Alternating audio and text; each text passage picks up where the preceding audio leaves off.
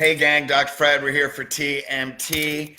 And hey, coming up on the precipice of Thanksgiving, there's 10 things I want to share with you, spiritual principles that we can all be thankful. That's thankful, F-U-L-L, full of thanks and gratitude. 10 principles, man. And when you get these and you believe these, you put these in your body, you live with these principles and you believe them, your whole life will change. So let's go with number one. Number one, you're not a human being on a spiritual journey. You're a spiritual being on a human journey. God, thank God. Why? Because I'm a spirit incarnated in this body. That means I have spiritual power. I have God within me. I'm connected. It means we're here for a soul purpose. We're here for a reason. We will fulfill that soul purpose and we will have a great life. It doesn't mean you're not going to have pain. It doesn't mean you're not going to have problems, but there's a reason why we are here and we get to have this human experience. Now, when you have that belief and you're thankful for that, man, you get above all the conditions of your humanity and you move into a higher consciousness. What's number two? God created us in his likeness and image. Wow, thank you. Now it says that right in Genesis 1:127. What's that mean? We are created in perfection. There is no worthy and unworthy. That's just an illusion. That's a man-made illusion based on when we have things in our humanity and we base our identity on things outside of us. But inside of us, we're created perfect. We're created in the image of God. We have the universe moving through us. And when that universe moving through us, we have more power in our body than we can think in our mind. So one, we're a spiritual being first. Two, we're created in God's image. We are perfect. Hey, we may make mistakes, but our spirit is made in perfection. The rest is in our mind. What's number three? Here's a quote from H.E.A.L.E.D. You are not in the universe. You are the universe. Hey, this body is carbon-based. Anything that's alive in the universe has carbon-based. Trees, grass, the stars that you see, planets. It's all carbon-based. We're carbon-based. So we are not a person. We are a focal point. We are a spirit in a physical body that has all the materials of all the universe in us right now. So we're connected and we have that belief that there is total oneness and unity. That is the highest consciousness. Now we rise above our conditions. We go beyond our mind and our fear. And then we realize that the greatness of us is existing in human form and we are incarnated in this body to manifest in the physical world, and God is moving through us. You are not in the universe. We are the universe, and the universe is becoming conscious of itself within us. Did you catch that? The universe, our spirit, is becoming conscious of ourself within us in this physical form. So we're not in the universe. We are the universe. Number four, there's a quote from Michael Beckwith. You're not a person. You are an energy. So Eckhart Tolle says the same thing. Michael Beckwith says the same thing. The Bible in Genesis says the same thing. Old Testament. You're not a person. In other words, this isn't our identity. We're in energy form. We are consciousness incarnated in a physical body. So what's that fourth belief that we can be thankful for? Man, we are energy. We are consciousness. We have a higher consciousness and it's moving through us, and we can choose to be only our humanity, which means we're going to have wants and we're going to have fears and we're going to look to identify with things in the physical world, or we realize we are an energy, we are consciousness, and we create our world. And when you do that, so much more than just the law of attraction. It's a law of consciousness that is above the law of attraction because it radiates and we're merging with the universe, and God moves through us to fulfill our soul purpose. So what's number four? You're not a person. You are an energy. Michael Beckwith. What's number five? That we are eternal. We were never born and we will never die. What's that mean? Our spirit comes from the spirit world, which we're immersed in the spirit world.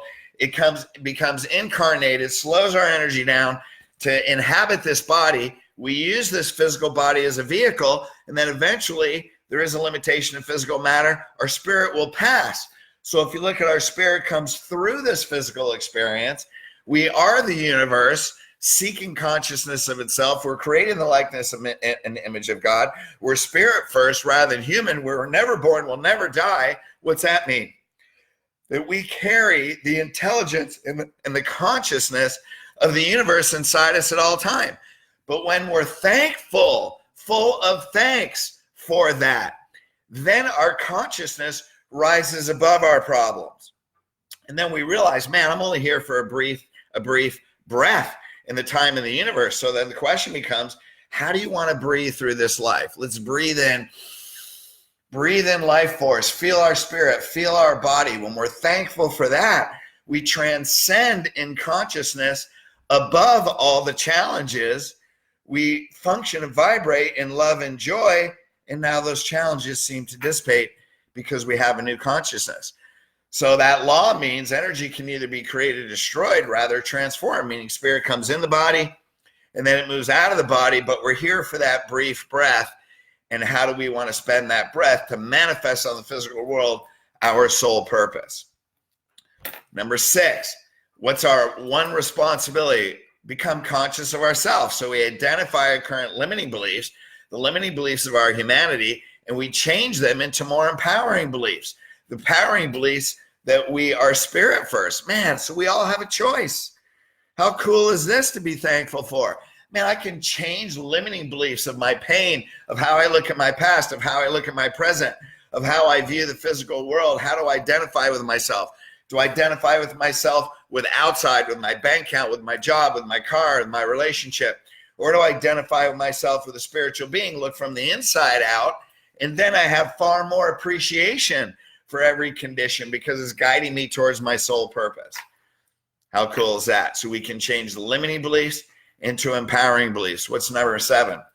You already have the fulfillment of every desire. Otherwise, you could not have desired it in the first place. So if I'm a spiritual being and I have a desire, it's already created in the spirit world. Now I have to manifest it into the physical world. Now imagine this belief system. I can be thankful for this because I think, wow, I have all these visions of all these great things. I'm on my soul purpose, or I'm discovering my soul purpose and I want to fulfill it, but there's all these challenges. Man, am I going to do it? How am I going to do it? Right? That becomes all overwhelming. But when you have the belief system that we're spirit first, I am the universe, right? I am eternal. I came in to fulfill it. And every desire of my heart is already in the spirit world. It's already created because we're immersed in heaven. We're immersed in the spirit world, seeing with our physical eyes. But when it's already created, then I just have to bring it in. So the next question is, how do I bring it in? Well, first of all, there's a difference between a desire, because a desire comes from a higher power that comes from our spirit. It's an inspiration deep inside us. A want may originate from an emotional need. What's that mean? What's an emotional need? I want certainty. I want safety. I want my survival. I don't want to risk. I want to love, but I don't want to be vulnerable, because it can be driven by a title. What's that? A title in your job. It could be a title in a relationship, or an increase in status in a job, status in a bank account, status in the house you live in, status in the car you drive, because all that stuff changes. So wants can come from emotional needs, which may tend to come from an insecurity or fear, where desire comes from our spirit. Wants create new problems, desires dissipate problems. Now it's our spiritual maturity to want to know the difference. That's being conscious of ourself. Now we want to bring these desires. So what's get that down, number 8. Number 1, how do you bring your desires into manifestation? Number 1, you have to match your consciousness with your vision. What's that mean? Well, I want to get rid of these challenges in my family. Then raise your consciousness and see from love rather than fear. I want to expand my job. Then we have to raise our consciousness, right? Not only be more abundant, but be more innovative, be more creative. Attach your intuition. Know that God wants to bring it in. Ask God how to bring it in. You know, we have to meditate. We have to go inside and create an internal transformation. We raise our consciousness, then everything outside of us expands. You want to advance a relationship, then we have to be the person that will attract that relationship. We have to be and have the consciousness within ourselves at that level of the relationship that we want. So we have to raise our consciousness and match it to the vision. So what do? You have a vision, you feel that conscious. What would that be like to live that? What would I be thinking? And then you have to adapt those thoughts. Now you match your energy with your vision. Well, if you feel that vision in your body, what would your energy be like? Man, I'd be more joyful. I'd be more loving. Well, if you don't feel like that now, then that's why it hasn't come in yet. So you have to match the energy. You have to take care of your body. You have to eat, maybe, change your diet, maybe change your workouts or do whatever you need to do. Number 3, we got to match our thoughts, innovation, and strategy. That means that when we change our consciousness, we're actually changing what we do. We're changing our thoughts. We're creating new things. So everything in your world, physical world, has to match your vision, and then you begin to bring it through. Well, that's number 8. How cool is that? If it's already created in the physical world, now I believe I can match everything and it's going to come through. What's number 9? Everything in your life is related to your level of consciousness. Every problem that you have is related to your level of consciousness. Every joy that you have is related to your level of consciousness. Every challenge that you have. So if you want to get above the challenges and you want to get to your vision, we change our consciousness first. It's mindset first, then systems. It's our consciousness, and then what we do changes. We raise our consciousness. Now, the challenges you're at right now are calling you to break through to the next level of consciousness. So we can be thankful for that. I'm thankful for my challenges now because it's showing me how to break through to the next level of consciousness, because my vision is right there. It's right there at your fingertips. Right here. We just got to raise. We got to break through into that next level of consciousness. Then all those things pour into our life. So the next level of consciousness is a mirror, not a window. It's a mirror. How do we get to the next level of consciousness?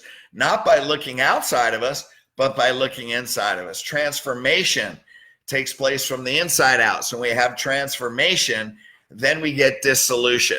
In other words, when I transform from the inside out, then all those things we don't want dissolve, and all those things we do want come into the physical world. How cool is that? Number 10, this is from Michael Beckwith again. God, let me see myself, my God self, from the beginning of time. What's that mean? So if I am eternal and I have all the belief systems that I'm eternal, I carry the wisdom of the universe with me, then help me see myself, become conscious of myself. So what are those 10 things? We're a spiritual being on a human journey. God created us in the likeness of image, in his image. We're not in the universe, we are the universe. That we're not a person, you're an energy. Number 5, we were never born, we'll never die, you are eternal. Number 6, hey, I can change limiting beliefs into empowering beliefs. Number 7, right there. You already have the fulfillment of every desire in the spirit world coming through into the physical world. What's number 8? Hey, in order to bring my desires into manifestation, match my consciousness, my energy, my thoughts, and everything in the world. Number 9, everything in my life is related to the level of consciousness I'm at now, and we're going through a breakthrough, an inside-out transformation. Number 10, God, let me see myself from the beginning of time. Hey, there's 10 things we can be full of thankful for. I'm thankful for you. Thank you. I love you all. Have great holidays, and we'll see you on the other side. Peace.